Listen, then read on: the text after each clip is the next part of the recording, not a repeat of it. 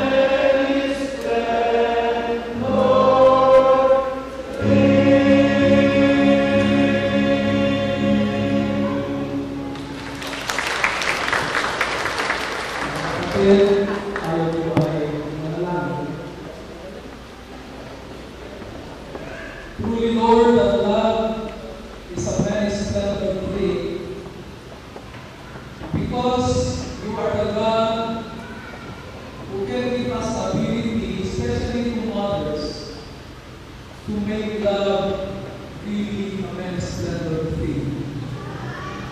Sila po ang simbolo ng iyong pag-ibig sa loob ng tahanan.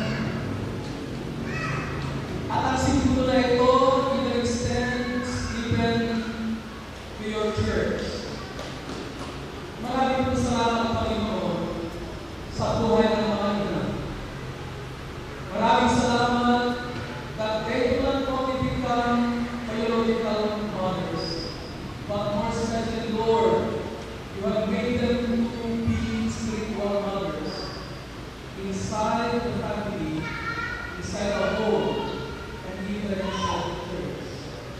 Maraming po salamat sa umaga ito at pinagkaloob ng napakayamang mensahe patungkol sa role ng ina sa loob ng tahanan at inyong ipinakita, Panginoon, na inyong role sa buhay ng mga ina. Maraming po salamat sa aking nakita na tunay po na kayo ay gumagalaw sa loob ng tahanan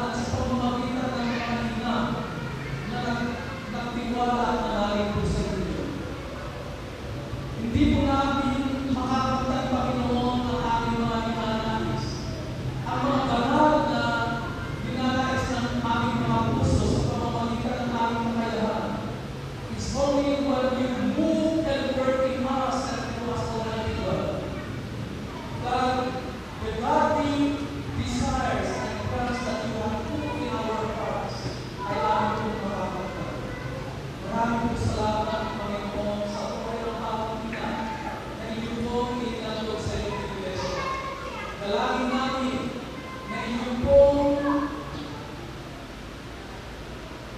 i-meet ang inyong mga anak na ito sa sitwasyong kinalalaman nila.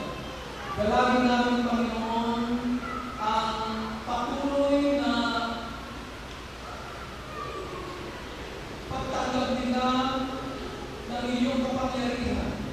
Patuloy na operas ng kanilang buhay upang kayo ay patuloy na umalaw sa pamamagitan ng iyong Espiritu Santo.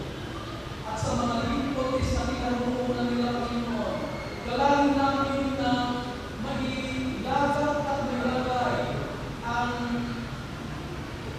challenge ng mensahe, Panginoon, na ang mga difficulties na ito ay hindi paghabang panahon. They are only temporary, Panginoon, and the time will come when all these difficulties will pass away. Lord, maraming po salamat sa organization ng mga WCs. Dalangin namin na patuloy ninyong gamitin ang samahan ito na magpapayaman at magpapalakas sa mga bawat buhay ng mga ina na kasabi ng iyong intensyon.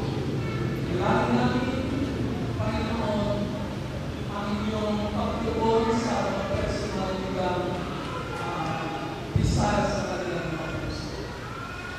Dalangin namin ang iyong pagpapala ay manatili sa kanila, manatili sa kanilang mga pamilya, at manatili lalo-lalo sa kanilang samahan at sa iglesia.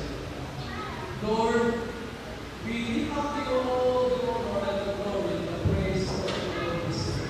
Sa pangalan ni Kristo Jesus. Amen.